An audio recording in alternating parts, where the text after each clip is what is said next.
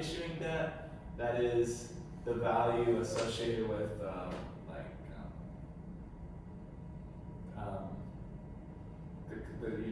tax shield.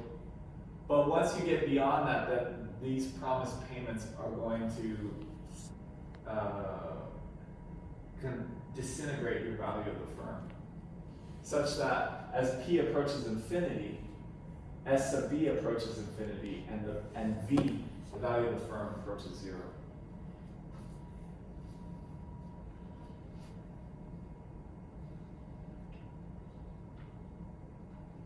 Since the shareholder's objective is to maximize V, the market value of the firm, the optimal policy in this case described in the figure is to issue no debt at all.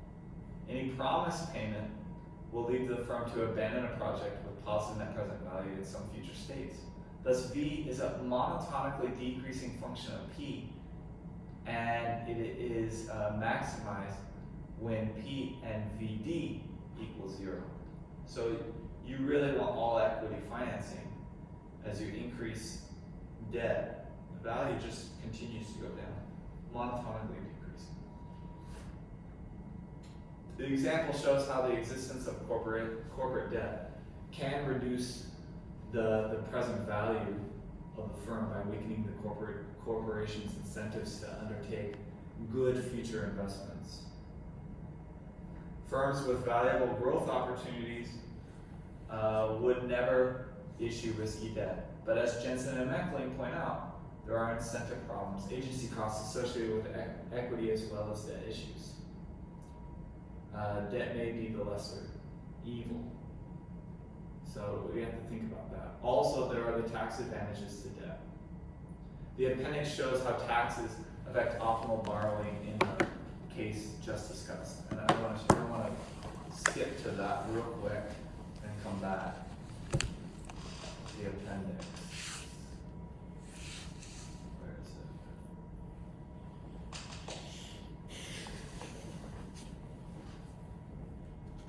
So if there is tax deductibility, then you can't have a situation where the value of the firm increases as you increase debt to a little bit. So you end up with the value of the firm being greater than the all equity financing firm because of issuing debt. Why? Because it's tax deductible.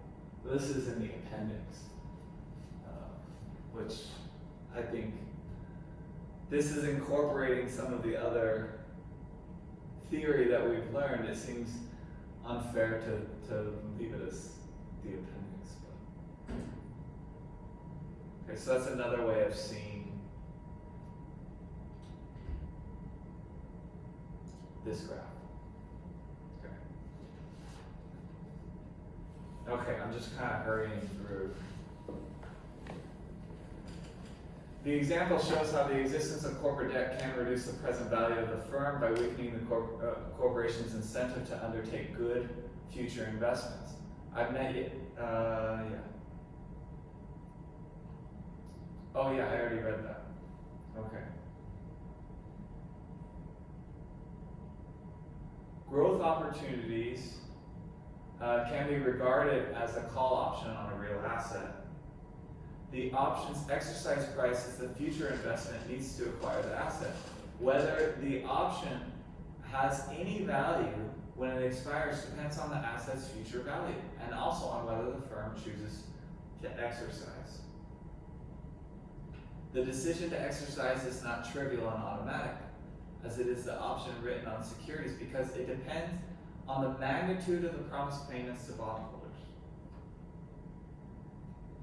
The difference between an asset in place and growth opportunities is more of a degree than in kind.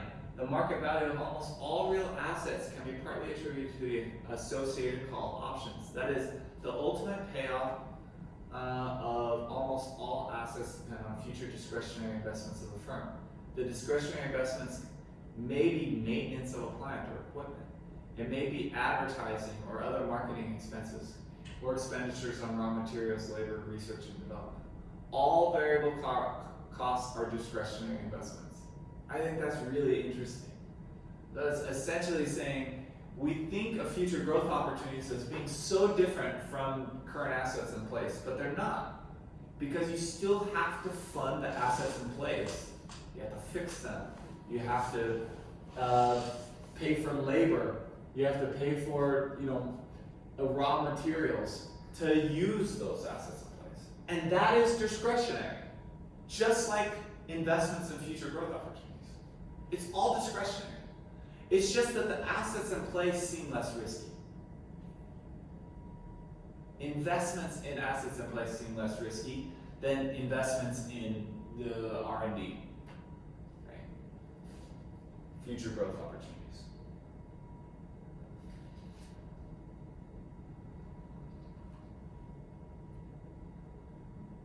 The decision to exercise or not depends on the size of the payments that have been promised by the firm's creditors. Again, that P plays a big role.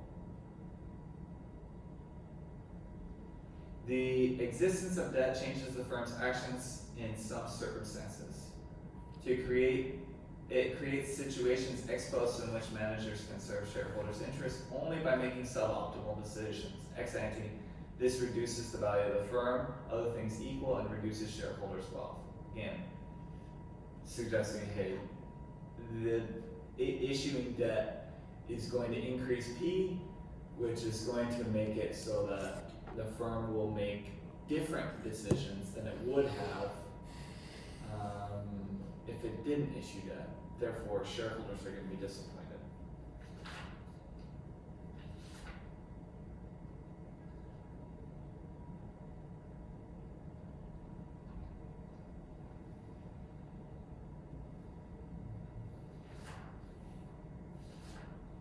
Let's see.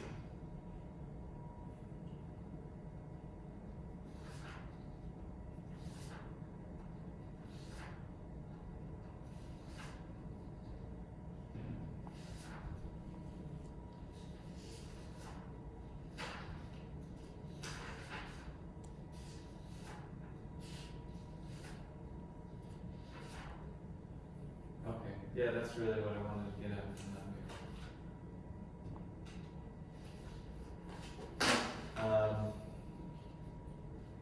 It's an interesting perspective to take, thinking of it as a call option. Even that any kind of what I would think of as operating capital, using operating capital to finance the current operations, it's a choice, it's discretionary. You can choose not to do it. And if you're borrowing money to finance it, the operating capital, then it's going to influence the decisions of how you can handle it. And certainly investing in or making investments in your assets in place is going to be less risky than making investments in the growth opportunities. You agree with that statement, right? Like that's what, Yeah. that it's less risky, the Yeah. discretionary investment. Yeah, I mean, it makes sense. I think this theory is ignoring a lot of the other things. It's interesting that the Jensen and Meckling paper came out the year before. So I was picturing Myers working on this project, presenting at conferences, and hearing the Jensen and Meckling paper be presented at conferences, and adding the Jensen and Meckling ideas into the paper without necessarily changing his model, just adding notes. It's kind of like afterthoughts, where Jensen and Meckling is mentioned in the paper. Picturing it either during the review process or after the model is already written, kind of making mention, oh, maybe Jensen and Meckling have a better way of viewing this. But it's still, it's a good way of viewing it. It's just... and he gives them credit in the beginning of the paper, right? Yeah. Okay.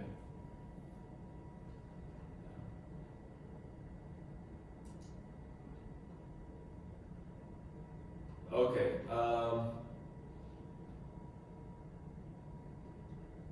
And certainly this idea that when you're making it, when you're the more debt you have, the more beholden you are to bondholders, and you're not able to take the shareholders' interests at heart. That is a reasonable thing to say or believe. The only issue with that is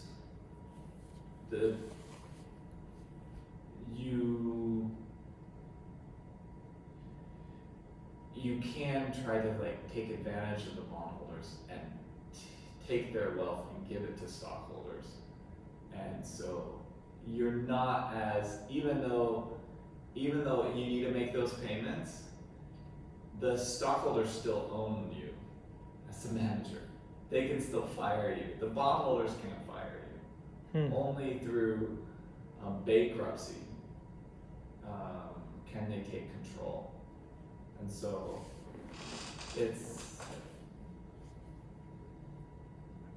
I still think you have to view it from both sides, right? The stockholders'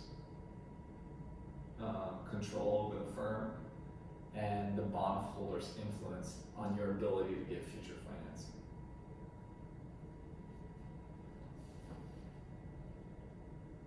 Okay, we have just a few more minutes. This paper is, again, it's one of these presentations at the AFA, a keynote address. This is Stuart Myers. He talks about the Myers and Marshall paper.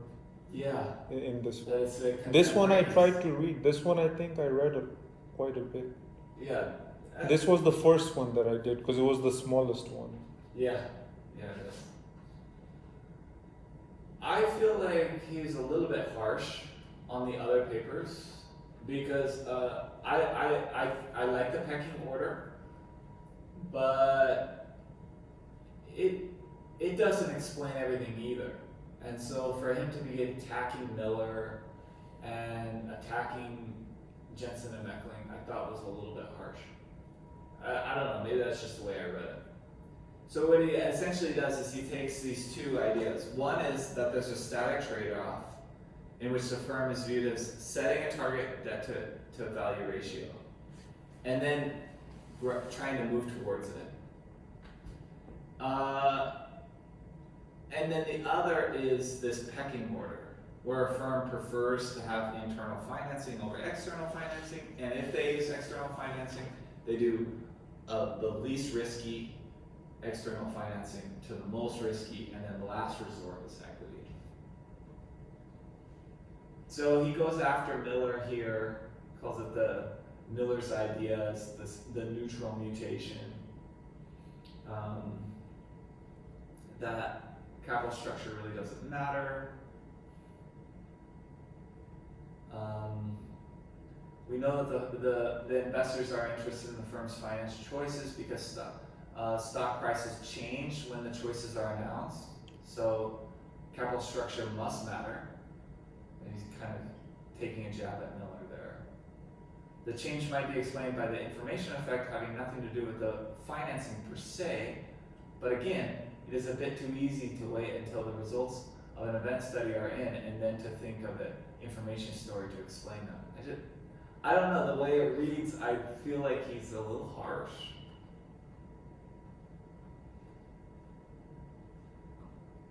So the firm is portraying a balancing the value of interest tax shields against various costs of bankruptcy or financing embarrassment.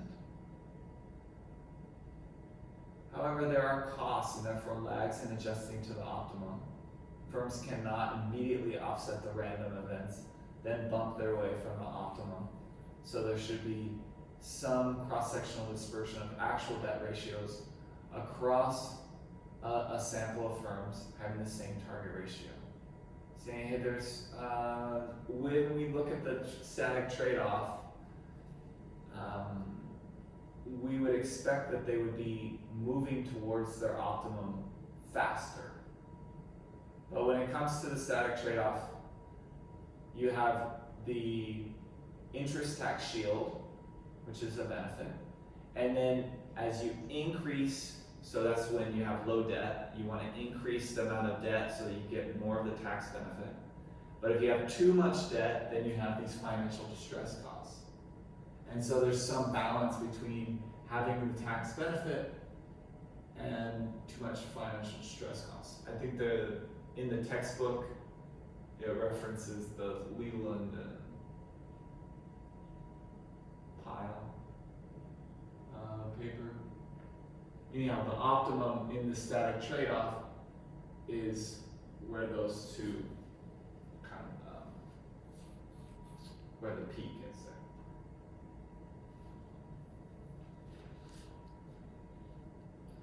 Says large adjustment costs could possibly explain the observed wide variation in actual debt ratios, since firms would be forced into long excursions away from their optimal ratios.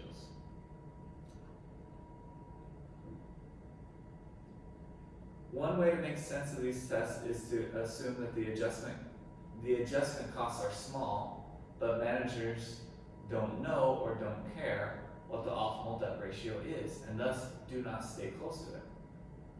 The researcher then assumes some unusually unspecified managerial theory of capital structure choice. It goes on, then if adjustment costs are small and firms stay near their target ratios, I find it hard to understand the observed diversity of capital structures across firms that seem similar in a static trade-off framework. If adjustment costs are large, so that some firms take extended excursions away from their target, then we ought to give less attention to refining our static trade-off stories and relatively more to understanding what these adjustment costs are, why they are so important, and how rational managers would respond to them. And that's where he's going to now go from the static trade-off and say, I can tell you about these costs. He first talks about debt and taxes and shows, hey, if you increase the effective tax rate, so if you increase the tax rate, then there's going to be a greater gain from borrowing, according to Modigliani and Miller. It's going to be smaller with Miller's theory because of personal taxes.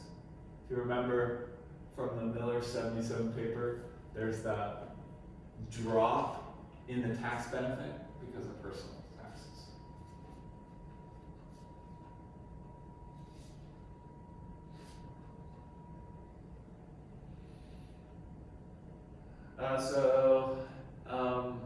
If we just get to the pecking order, firms prefer internal financing. They adapt their target payout, dividend payout ratios to their investment opportunities. If external financing is required, firms issue the safest securities first. That is, they start with debt, then possibly hybrid securities such as convertible bonds, and then perhaps equity as a last resort.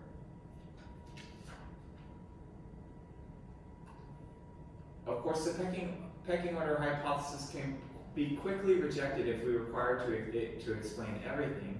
There are plenty of examples of firms issuing stock that can issue investment-grade debt.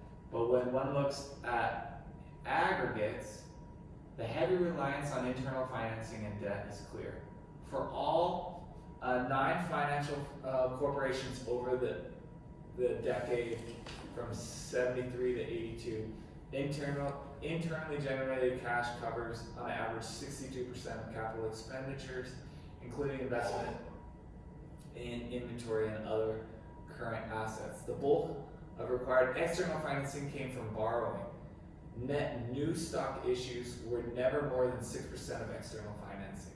anyone innocent of modern finance would look at these statistics and would find that pecking order idea entirely plausible, at least as a description of typical behavior. I think that's compelling.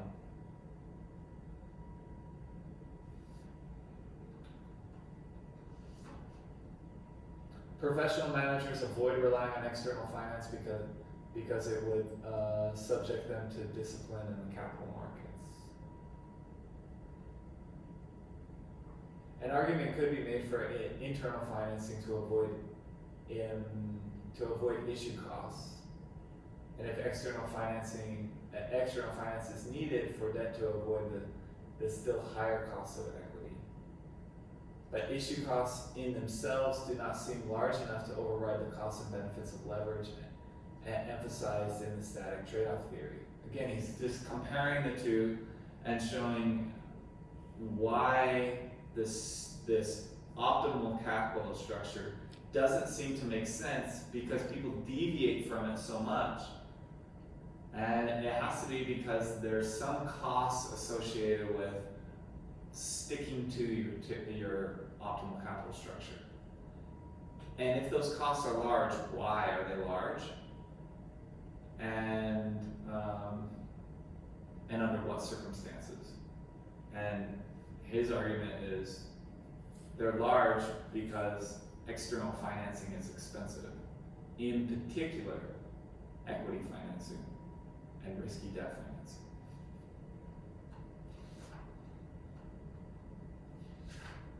Okay.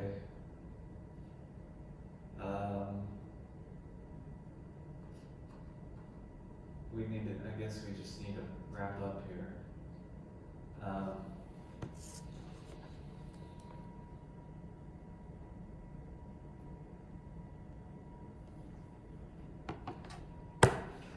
Let's see if there's anything else.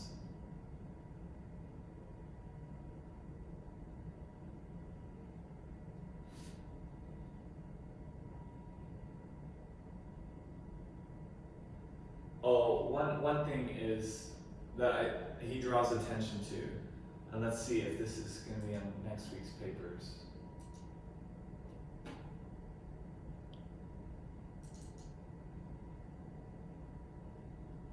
Let's see, next week, Heaton, Stoltz, and Jensen. He says the timing of security issues, there seems to be a timing where when values are high, they issue new stock. That doesn't seem to be consistent with either model, since that doesn't make sense in either model. But we'll talk about other models that do incorporate the timing of equity issues in future papers.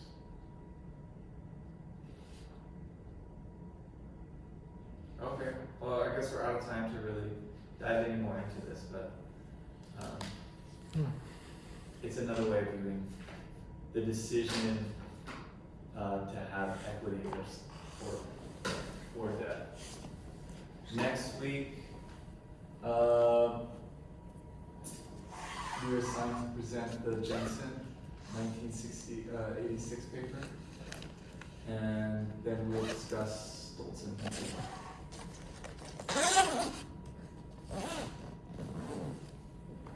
Thank you, Professor. Yeah, it's a lot. I mean, we spent so much time talking about the Jensen and Mecklin, we kind of rushed through the other two, but. Yeah, the first one I understood clearly. That's the level of detail that I needed. And then I had the concentration for that too. Yeah, I know. This last one, I didn't understand anything.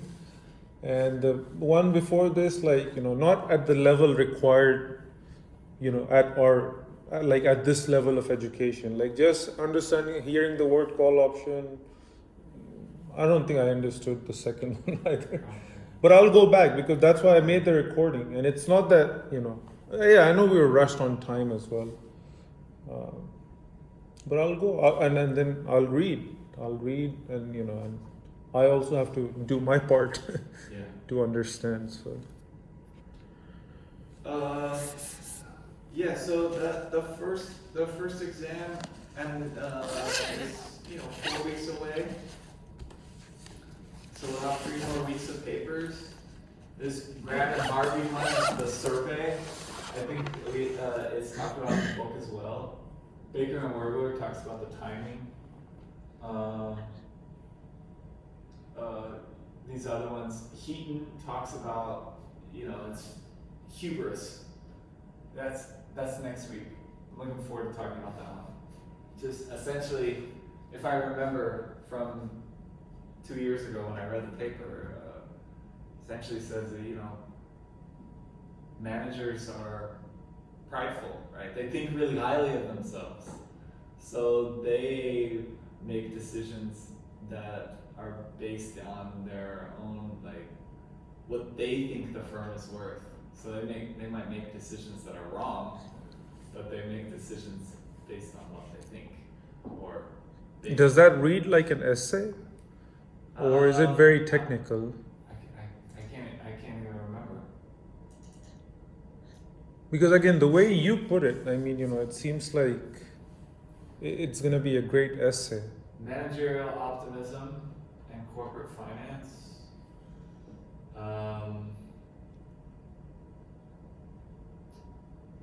Because this sounds like behavioral finance too, right? Yeah, because you're talking about pride and those things. I mean, that cannot be quantified. Yeah, so they overvalue their projects. They invest in negative net present value projects, even if they think they're positive net present value projects. So they're wrong. It's a really interesting way of viewing. But this is an established person getting away with writing this kind of paper, I think. Right. Yeah. I mean, it's harder for, and I believe it's. Yeah. So there is some. It has a theoretical model involved, but it's fairly short. Oh, this one's shorter than the other ones. Yeah, that makes me very happy. And then what was it? The other 2 papers. You're going to present the Jensen, which agency cost of free cash flow. Professor, 8 pages. Is that right? There you go. Hey. It's good. That's the one you'll present. Next week, right? Next week. And then we'll talk about Heaton, and we'll talk about, what was the other one? The Stoltz paper. Let's see, what was that one?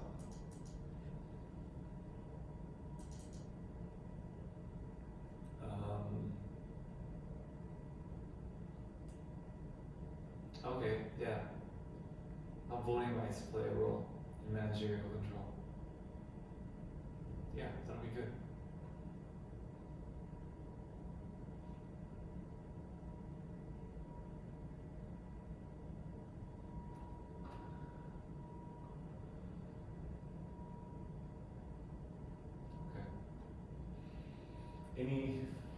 Any other questions? Not for right now. Not for Okay. today. Feel free to email me.